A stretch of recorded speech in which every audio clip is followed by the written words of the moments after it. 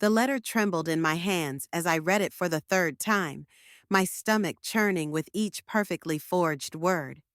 "I've been there for every moment," my sister had written, "watching my boys grow into the remarkable young men they are today." I wanted to laugh, but the sound caught in my throat. My name is Layla, and 10 years ago, I was a rising star at Morrison and Blake Law, set to make partner before 40. Now, I'm staring at a stack of letters my sister Jocelyn wrote to various colleges, claiming credit for raising her twin boys, boys she barely sees twice a year. "You need to see this," I called out to Reagan, my best friend who was brewing coffee in my kitchen. She's been my rock since that rainy Tuesday when everything changed. "What is it this time?" Reagan asked, peering over my shoulder. Her eyes widened as she scanned the letter. "Oh, she didn't." "She did." I dropped the letter onto my worn kitchen table, right next to yesterday's bills and Sterling's college applications. "She's taking credit for everything, their grades, their volunteer work, even their summer internships that I arranged." The sound of footsteps thundering down the stairs made us both jump. Sterling and Quentin burst into the kitchen, their backpacks slung over their shoulders. "Aunt Layla, we're heading to practice," Sterling announced, grabbing an apple from the fruit bowl I'd filled yesterday. "Did you finish your calc homework?" I asked, quickly sliding the letter under a stack of papers. Quentin grinned. "Did it last night after you helped with those derivatives?" "That's my boy," I said, forcing a smile. "Don't forget your lunch money." As I handed them each a 20, I remembered the extra shifts I'd picked up at the diner to make sure they never went without. The boys rushed out, leaving behind the familiar scent of teenage cologne and the echo of their laughter. "You can't let her get away with this," Reagan said, sliding a cup of coffee toward me. I took a sip, remembering the day everything changed. "What choice do I have?" "Tell the truth," she replied simply. The memory hit me like a physical blow. I was sitting in my corner office when I got the call about Mark's accident. Jocelyn was hysterical.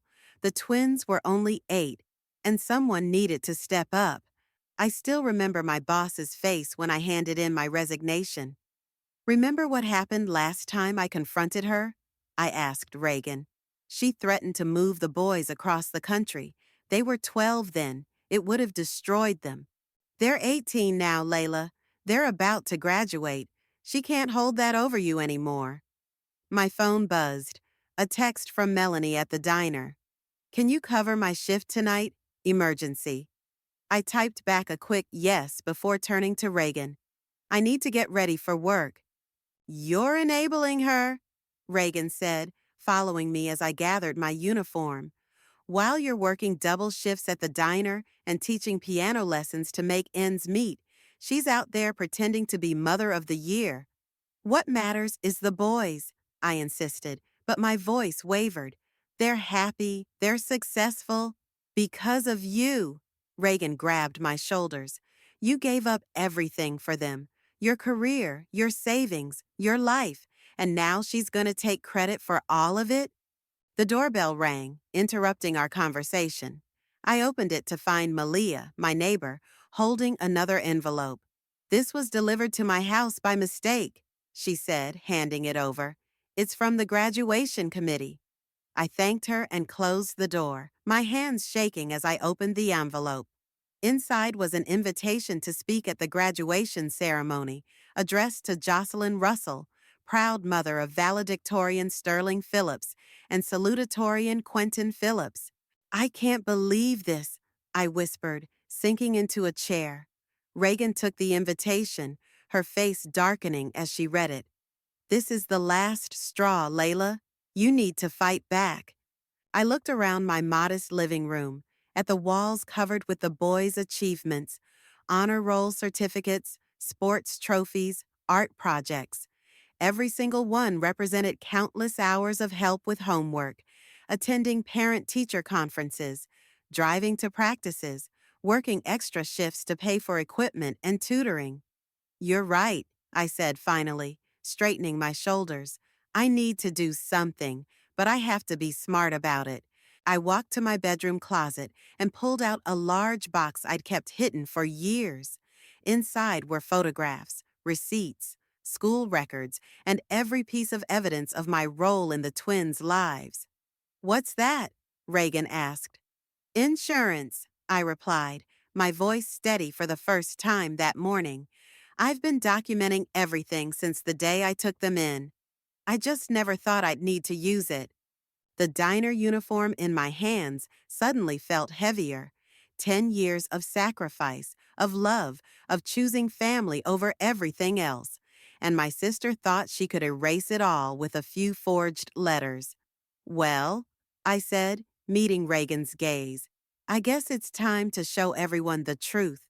"Order up," I called out, balancing 3 plates along my arm while checking my phone. Another missed call from the boys' academic advisor.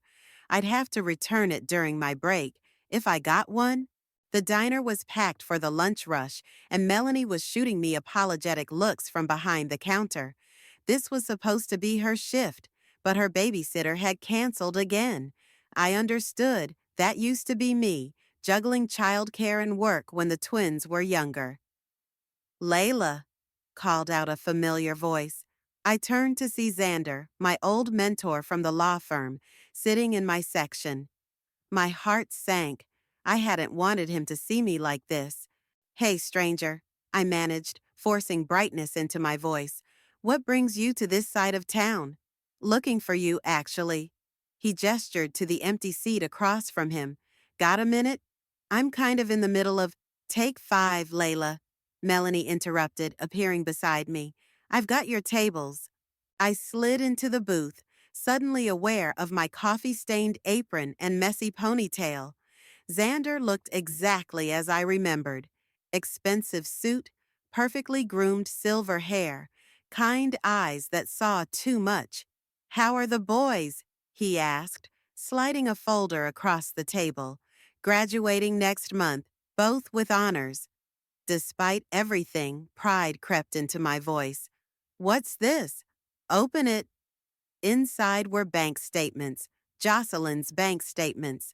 My hands started shaking as I read through them. "The trust fund their father set up," Xander explained quietly. "The one that was supposed to be for their college education? Your sister's been systematically draining it for the past 3 years." The room seemed to tilt. "That's impossible. The money was protected." "She found a loophole, as their legal guardian." "She's not their legal guardian," I cut in. "I am. I have been since Mark died." "On paper, yes, but she's been presenting herself as their primary caregiver to the bank. These shopping sprees, these vacations, they're all coming from the boys' future." My phone buzzed again. The academic advisor. I ignored it, my mind racing. "How did you get these?" "Let's just say I still have friends at the bank." Xander leaned forward. "Layla, you need to stop this. The boys' future is at stake." "Table 6 needs their check," Melanie called out, looking stressed. "I have to get back to work," I said, standing up. "Thank you for this, but—" "You're better than this place," Xander said softly. "You were going to be partner."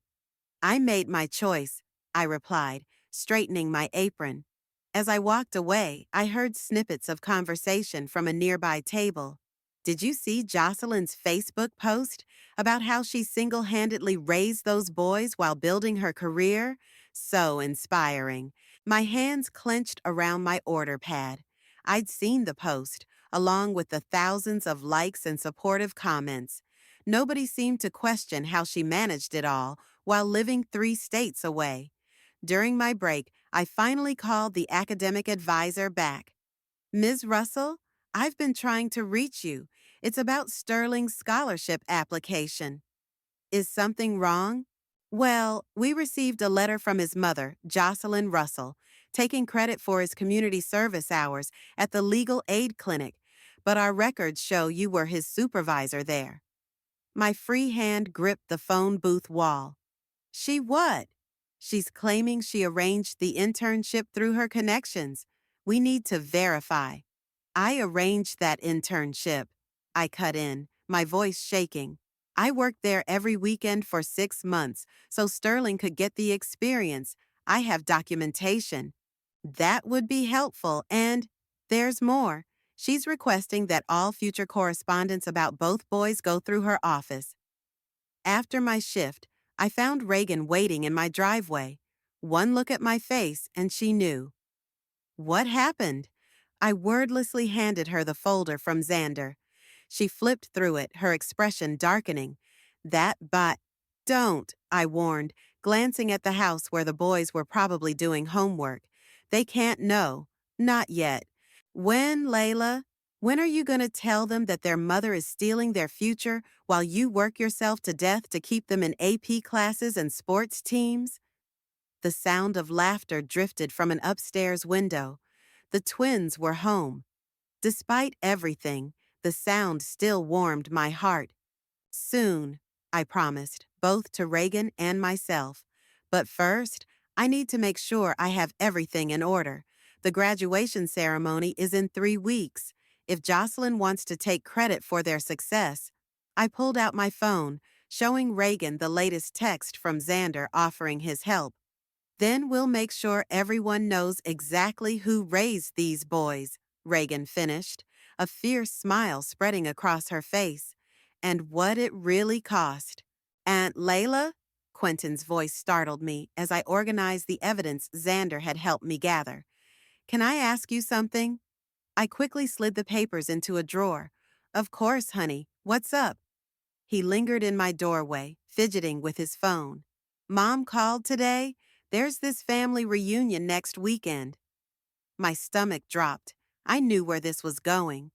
She said it's just for immediate family. He wouldn't meet my eyes. But you're not invited. The words hit like a physical blow.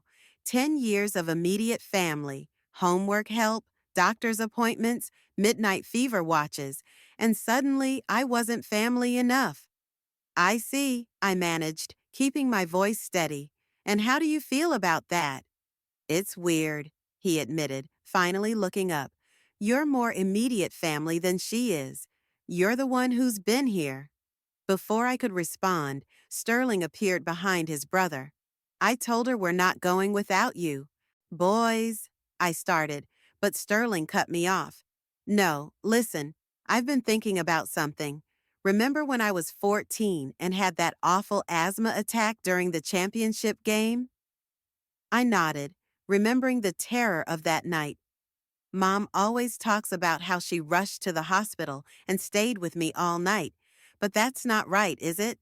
You were there. You knew exactly what to do because you'd been tracking my symptoms for months. My phone buzzed. Reagan. I ignored it. Your mother was very worried when she heard, I began diplomatically.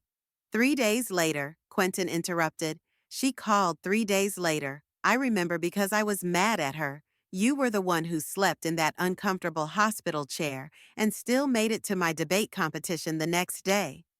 The boys exchanged looks. We've been talking, Sterling continued. Things don't add up. The stories she tells people, the posts she makes online, they're different from what we remember. My drawer of evidence felt like it was burning a hole through the desk. Your mother loves you both very much, I said carefully. We know that, Quentin said. But the doorbell interrupted us. I opened it to find Malia looking uncomfortable. Sorry to bother you, but I thought you should see this. She handed me her phone, opened to a community Facebook page. Jocelyn just posted it. My heart sank as I read the post.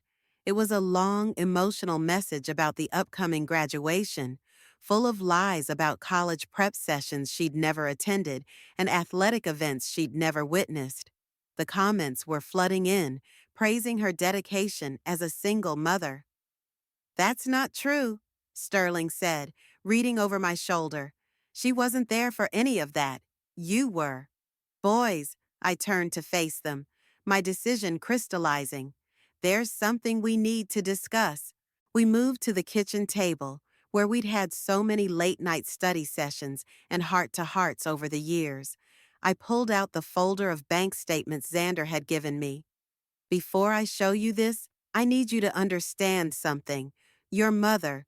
Stop protecting her, Quentin said quietly. We're not kids anymore. With trembling hands, I spread out the documents. Your father left you both a trust fund for college. This is what's happened to it. They leaned forward, their expressions changing as they understood what they were seeing. Shopping sprees, luxury vacations, spa retreats. All this time, Sterling's voice was tight.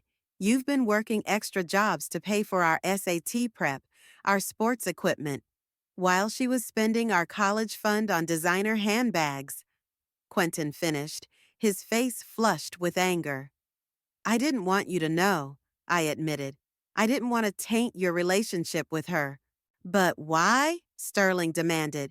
Why let her take credit for everything you've done?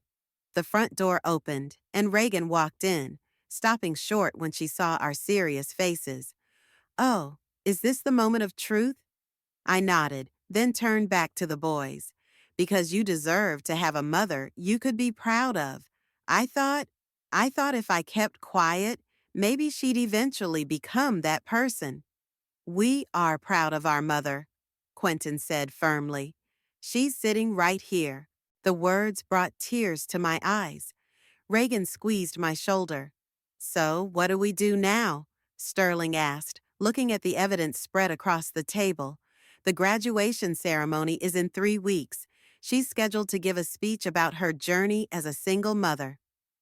I took a deep breath, thinking about the forged letters, the stolen credit, the drained trust fund, and 10 years of erased sacrifices.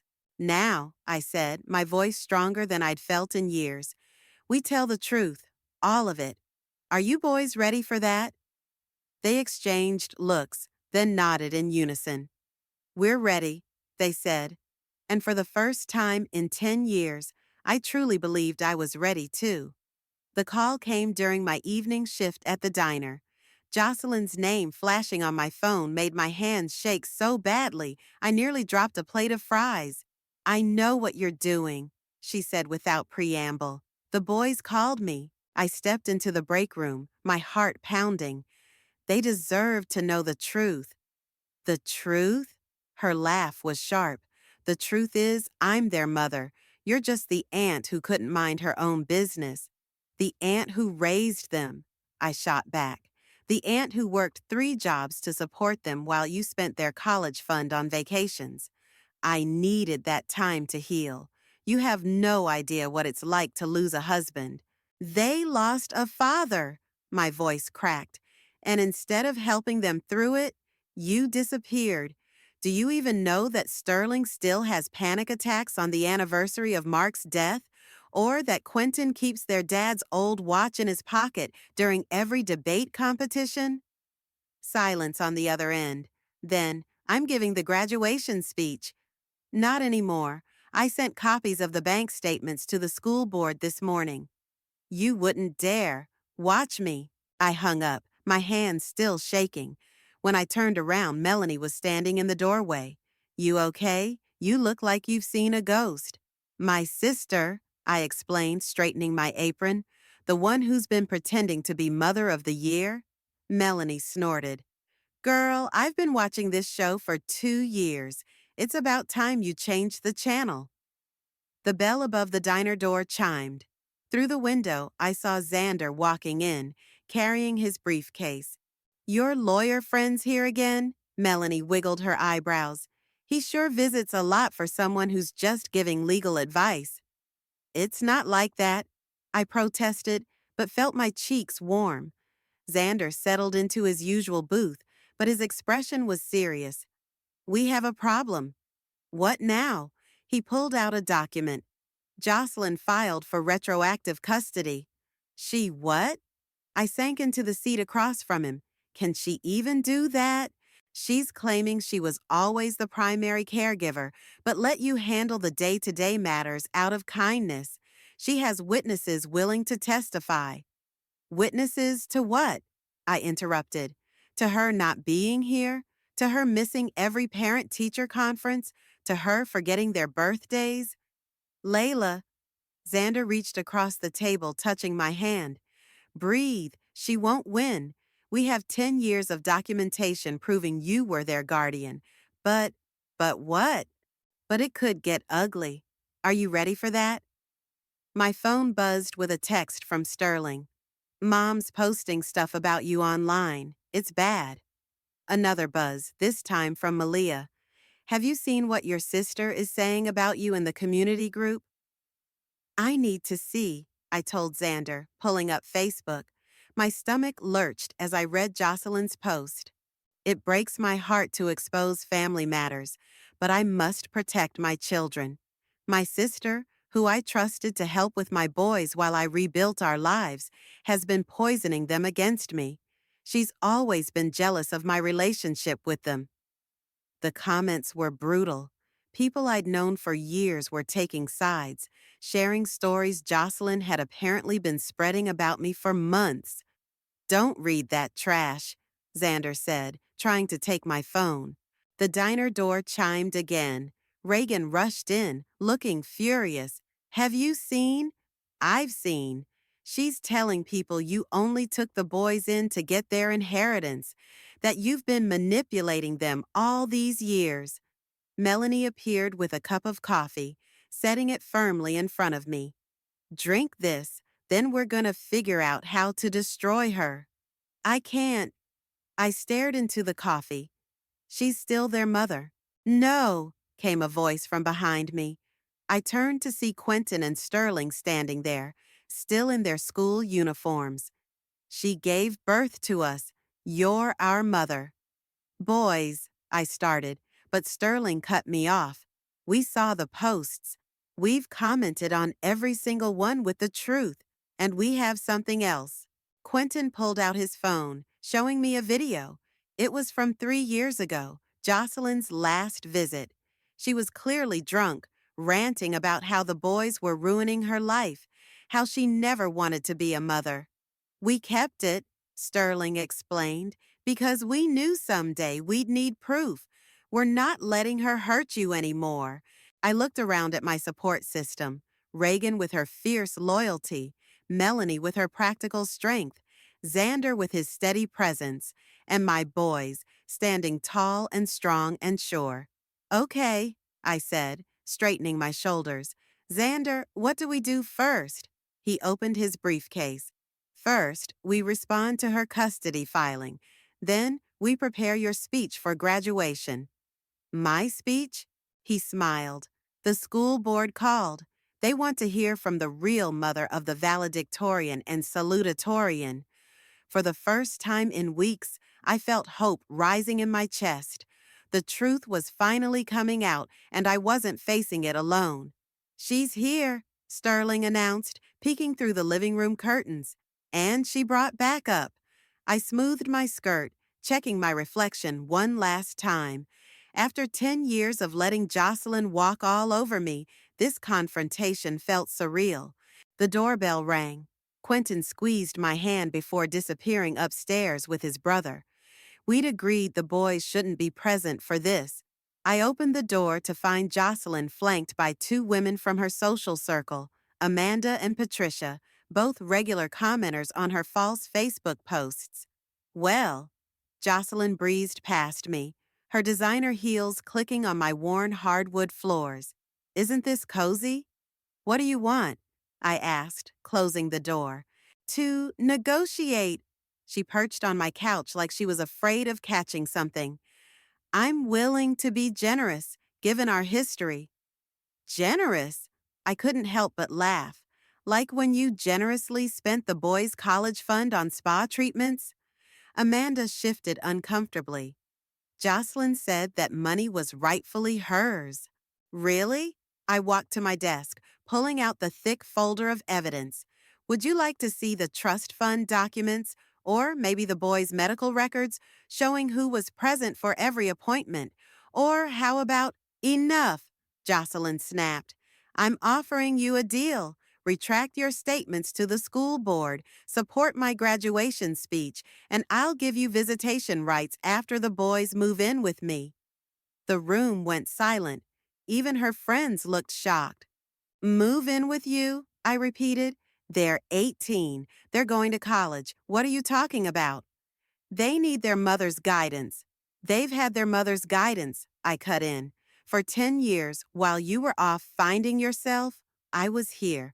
I was their mother when Sterling broke his arm and needed surgery. I was their mother when Quentin had his first heartbreak. I was their mother every single day, not just when it was convenient for my social media image. Patricia stood up. I think, I think I should go. Sit down, Jocelyn commanded, but Patricia was already heading for the door. I saw the video, she said quietly. The one the boys posted. I can't be part of this anymore. As Patricia left, Reagan entered, right on schedule. She took in the scene with raised eyebrows. Perfect timing, I said. Reagan, would you mind showing Amanda those pictures from the boy's 16th birthday? The ones where Jocelyn promised to come, but was actually in Cabo. Reagan pulled out her phone. Or the ones from their championship game, where she told everyone she was cheering from the stands, but was really at a spa retreat. Amanda's face paled as she scrolled through the photos. Jocelyn, you said you told us? They're lying. Jocelyn stood up, her composure cracking. They've always been jealous of me, Layla especially. She could never have children of her own, so she tried to steal mine. Is that what this is about? I asked, suddenly understanding. You're worried people will know you abandoned your children? That while you were posting about being a supermom, you were actually 1,000 miles away? I was grieving. So were they, I shouted, years of pent-up anger finally breaking free. They were 8 years old and they lost their father. They needed their mother, but you were too selfish to step up. So I did. I gave up everything, my career, my savings, my life, to make sure they had at least one parent they could count on. Amanda quietly gathered her purse and left, leaving Jocelyn standing alone in my living room. You can't prove any of this, she said, but her voice wavered. Actually, came Sterling's voice from the stairs, we can. The boys descended, each carrying boxes of evidence, report cards, medical bills, mortgage statements, photographs, videos. We remember everything, Quentin added, and we're done pretending. Jocelyn's face crumpled. For a moment, I saw a flash of the sister I used to know, before grief and selfishness hardened her. The boys were never yours to take, she whispered. No, I agreed. They were yours to raise. But you chose not to, and they deserved better than an empty house and broken promises. So what now? She asked, looking around at the evidence of her failures. You destroy my reputation? Turn my own children against me? Now, I said firmly, you leave. And when the school board calls about the graduation ceremony, you tell them the truth, all of it. She stared at me for a long moment, then grabbed her designer bag and stormed out. The sound of her car starting and speeding away felt like the end of something, and the beginning of something else. Sterling and Quentin enveloped me in a hug. You okay, Mom? Sterling asked, and the word made my heart swell. Yeah, I said, looking at the life we'd built together. I really am. The graduation committee still hasn't heard from Jocelyn, Xander said, setting down his coffee cup. We were in my kitchen, surrounded by graduation preparations and college acceptance letters. They need an answer about the speech by tomorrow. She's gone dark, Reagan added, scrolling through her phone. Deleted all her social media accounts yesterday. I was helping Sterling with his valedictorian speech when Melanie burst through the door, still in her diner uniform. You're not going to believe this, she announced, waving her phone. Your sister just showed up at the diner with a camera crew. What? I grabbed her phone. watching the live stream. There was Jocelyn, perfectly made up, crying crocodile tears to a local news reporter. And now my own sister is trying to take credit for my children's success. Her voice cracked perfectly. After all I've sacrificed, turn it off, Sterling said, his face hard. We don't need to watch this. Quentin came downstairs, his laptop in hand. Too late, it's already trending locally. People are picking sides. My phone started buzzing with messages. Malia was first. Your sister's at the coffee shop now, telling everyone you're mentally unstable and obsessed with her kids. That's it. Reagan stood up. I'm going down there. No, Xander caught her arm. This is exactly what she wants, to provoke a reaction. We need to be smarter. The graduation's in 2 days, I said, trying to stay calm. What's her end game here? Isn't it obvious? Quentin looked up from his laptop. She's trying to control the narrative before we can expose her. Classic preemptive strike. Sterling grinned. Someone's been paying attention in debate club. The doorbell rang. This time it was Patricia, looking nervous. I know I don't have any right to be here, she started, but I thought you should know. Jocelyn's planning something big for graduation. She's hired a professional videographer and everything. Of course she has, I muttered. But that's not all, Patricia continued. She's been calling all your old colleagues from the law firm, trying to dig up dirt, and she hesitated. What? I pressed. She's telling people you stole money from the boys' trust fund, that you're the one who drained it. The room erupted in outrage, but Xander's voice cut through the chaos. Actually, this is perfect. We all turned to look at him. Think about it, he continued, pulling out his briefcase. Every false accusation she makes is another nail in her coffin. I've been gathering statements from your old colleagues, your neighbors, the boys' teachers, everyone who's witnessed your dedication over the past decade. And we've got something else, Sterling added, nodding to his brother. Quentin opened a folder on his laptop. We've been working on this for weeks. It's a video compilation, every school event, every holiday, every milestone, showing who was really there. He pressed play. The screen filled with images, me cheering at football games, helping with science projects, falling asleep on the couch surrounded by textbooks, 10 years of memories, with Jocelyn noticeably absent. We interviewed our teachers, too, Sterling said. Coach Martinez still remembers how you worked extra shifts to buy my first proper cleats. And Mrs. Thompson talked about how you learned calculus just so you could help me study, Quentin added. Melanie wiped her eyes. Okay, this is getting too emotional. We need a plan.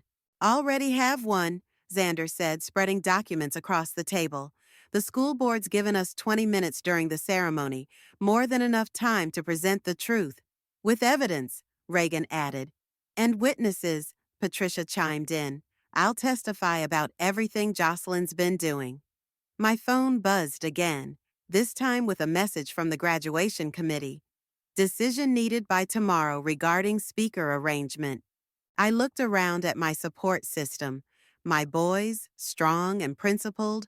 Reagan and Melanie, fierce and loyal. Xander, steady and strategic. Even Patricia, choosing truth over social standing. Tell them, I said, typing my response, that I'll be giving the parents' speech and tell them to reserve extra time. Mom? Sterling's voice was concerned. Are you sure about this? It's going to get ugly. I thought about all the times I'd stayed quiet, all the times I'd let Jocelyn take credit for my sacrifices, all the times I'd put her feelings above my own dignity. I'm sure, I said, standing straighter. Your mother wants a show? Let's give her one she'll never forget. With receipts, Quentin grinned, patting his laptop. And witnesses, Reagan added. And justice, Xander finished, his hand finding mine under the table. For the first time since this all began, I felt completely certain. In 2 days, the truth would come out, all of it. And this time, I was ready to stand in the spotlight and own my role in my boys' lives. No more hiding, no more silence. It was time for everyone to know the real story. The auditorium buzzed with excitement as I sat in the front row, my heart pounding. Jocelyn's camera crew was setting up in the corner, and I could see her holding court with a group of parents near the stage. Ready? Reagan whispered, squeezing my hand. Before I could answer, the principal stepped up to the microphone. Before we begin our graduation ceremony, we have a special presentation from our valedictorian's mother. Jocelyn stood, smoothing her designer dress. But before she could move, Sterling's voice rang out from the stage wings. Actually, we'd like our real mother to speak first. A murmur rippled through the crowd as I stood. Jocelyn's face turned scarlet. This is inappropriate, she hissed as I passed her. I'm their mother. Are you? Quentin appeared beside his brother, holding a laptop. Let's fact-check that claim. The large screen behind the stage flickered to life. The first image showed Jocelyn's recent social media post about attending Sterling's championship game, side by side with a time-stamped photo of her at a resort in Bali that same day. That's taken out of context, Jocelyn protested, but her voice wavered. Is this out of context too? Sterling clicked to the next slide, security footage from their father's funeral, showing Jocelyn leaving early while I stayed with the devastated 8-year-old twins. Or this. Another click showed bank statements, trust fund withdrawals highlighted in red. Or maybe this? The screen filled with a video compilation, me teaching the boys to drive, helping with homework, attending every parent-teacher conference, working multiple jobs to support them. Stop this immediately! Jocelyn tried to rush the stage, but Xander stepped forward. Mrs. Russell, he said loudly enough for everyone to hear, would you like to explain to everyone why you drained your son's college fund while their aunt worked 3 jobs to support them? The audience gasped. Jocelyn's camera crew had turned their cameras toward her, capturing her unraveling composure. You don't understand, she pleaded to the crowd. She manipulated them. No, Mom. Sterling's voice was firm. You manipulated everyone, but we have proof of who was really there for us. I stepped up to the microphone, my hands steady for the first time that day. I never wanted this moment, I began. I never wanted to expose family matters publicly, but when you started claiming credit for these amazing young men, men you barely know, you forced my hand. That's not true, Jocelyn shouted. Tell them, boys. Tell them how much I love you. Love, Quentin's voice cracked. You missed my debate championships. You forgot Sterling's surgery. You weren't there when we had nightmares about Dad. Aunt Layla, Mom, was there, every single time. The screen behind me showed more images. Christmas mornings, school plays, soccer games. A decade of memories, all showing the same thing, my constant presence and Jocelyn's constant absence. And it wasn't just time, Sterling added. Show them the financial records, Mom. I nodded to Reagan, who distributed packets to the school board members. These show how the boys' trust fund was systematically drained for luxury purchases, while I took extra shifts at the diner to pay for their college applications. Malia stood up from the audience. I can verify this. I've watched Layla work herself to exhaustion for these boys, while their biological mother posted fake stories about being a supermom on social media. More people started standing. Teachers, coaches, neighbors, each had a story about my dedication and Jocelyn's absence. Enough, Jocelyn screamed, mascara running down her face. I lost my husband. I was grieving. So were we, the twins shouted in unison. The audience fell silent. In that moment, looking at my sister's crumbling facade, I felt no triumph, only sadness for what could have been. Jocelyn, I said softly into the microphone, you could have been part of their lives. You chose not to be, and now you want to take credit for the amazing young men they've become? That's not just wrong, it's cruel to them and to everyone who actually showed up for the hard parts of parenting. The graduation committee has heard enough, the principal announced, stepping forward. Mrs. Russell, I think it's best if you leave. As security escorted a sobbing Jocelyn out, her camera crew trailing behind, I turned to address the audience properly. I'm not here to destroy my sister, I said. I'm here to celebrate two extraordinary young men who overcame loss and abandonment to become valedictorian and salutatorian. And I'm here to claim my role in their journey, not out of spite, but because every child deserves to know who truly fought for them. The auditorium erupted in applause. Sterling and Quentin enveloped me in a hug, their graduation robes swishing around us. That's our mom, Sterling announced proudly into the microphone, and this time no one disputed it. Mom, the mail's here. Sterling's voice echoed through the house as I finished packing his last box for college. Quentin bounded down the stairs, nearly colliding with his brother at the kitchen table. Is it? Yes. Sterling waved an official-looking envelope. The trust fund restitution. My hands shook as I opened the letter. After the graduation ceremony, Xander had helped us file legal proceedings to recover the money Jocelyn had taken. The twins insisted I open it. Well? Reagan asked, walking in with another moving box. How much did they recover? I read the number and sat down hard. All of it. They recovered every penny. The judge's order worked, Xander explained, following Reagan in. They seized her assets, including that vacation house she bought with their money. Speaking of houses, Quentin pulled out another envelope from the mail stack. Mom, this one's for you. The Morrison and Blake Law letterhead made my heart skip. I'd been consulting with them part-time since the graduation incident, using my experience to help other families navigate custody issues. They're offering me my old position back, I whispered, scanning the letter. Full partner track. Take it, Sterling said immediately. We're going to college anyway. But what about... Mom, Quentin interrupted. It's time. We've got our lives ahead of us. Now it's your turn. The doorbell rang. Melanie burst in, still wearing her diner apron. Did you see the news? Your story's gone viral. People are sharing it everywhere about sacrifices and real parenting and standing up for the truth. My phone buzzed with a message from Malia. Support group starting next week for other custodial relatives raising kids. They want you to speak. See? Reagan grinned.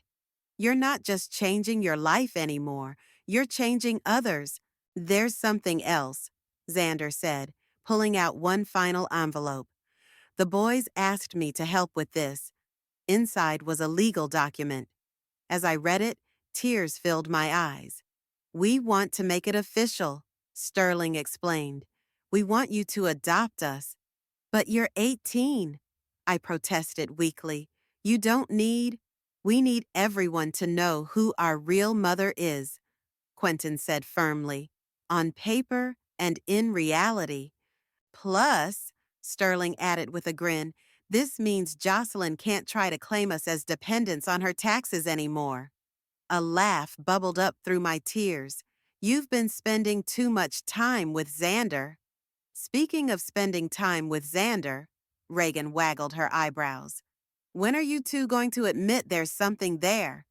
Xander coughed, his ears turning red. Actually, I was hoping to discuss that over dinner. Finally! Melanie threw her hands up. I've been watching this dance for months. My phone buzzed again. A text from Patricia. Jocelyn's back on social media, but this time she's telling the truth. She posted a public apology to you and the boys. I showed the boys the message. Do you want to read it? They exchanged looks. Maybe someday, Sterling said, but right now we're focused on moving forward. Speaking of moving, Quentin hefted a box. We need to finish packing.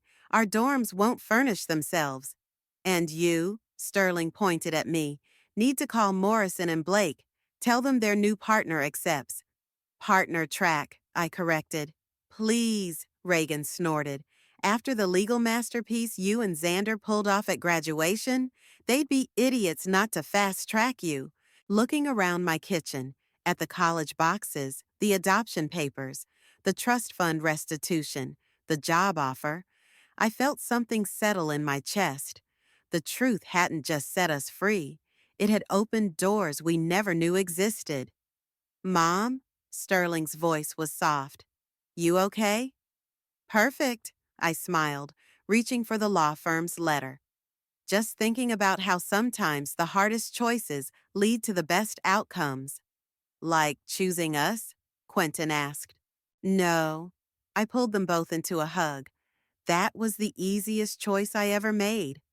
Xander cleared his throat. The adoption papers need a witness. Oh no, Reagan cut in. I've been here since day one. I'm witnessing. Race you for it? Melanie suggested, already grabbing a pen. As they playfully argued over witness rights, I looked at my boys, now officially, legally, permanently mine. They were heading off to college soon, starting their own adventures. But this time, everyone knew exactly who had helped them get there. Ready to sign? Xander asked, holding out a pen. I took it, my hand steady and sure. Ready for everything. And I was. Ready for a new career, a new relationship, a new chapter.